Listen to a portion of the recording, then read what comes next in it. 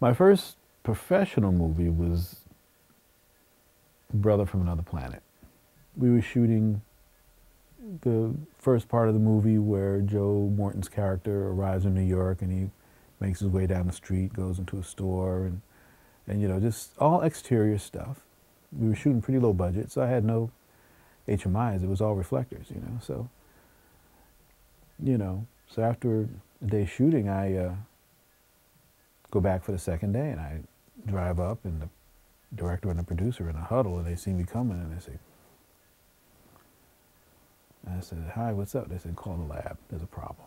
I said, "What?" Called the lab right away. They said, "There's a big problem." I called the lab, and the lab liaison said, "Ernest, I don't know what to tell you, dude." He says, "You got to reshoot everything you did yesterday." I said, "What?" He said, "Yeah, you got to shoot everything over. Your HMIs are flickering all over the place."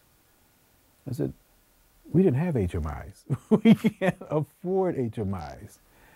And he says, "Well, I don't know what to tell you, fella. I mean, you know, you got flicker all over the place."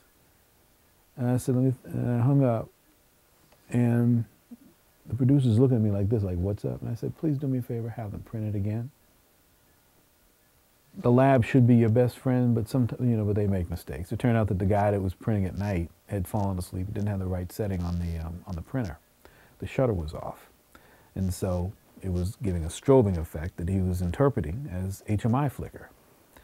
And, but I knew that couldn't be it. So, you know, I said, let's do it again.